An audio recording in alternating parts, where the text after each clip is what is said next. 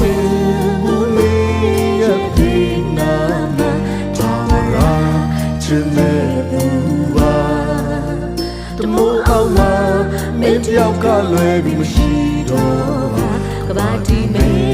တို့ရဲ့သစ္စာရင်ကုန်ပန်းချင်တို့မလုံးပါတဲ့ထပ်တူပါနားလေခြင်းသိစားခြင်းများအတိတ်က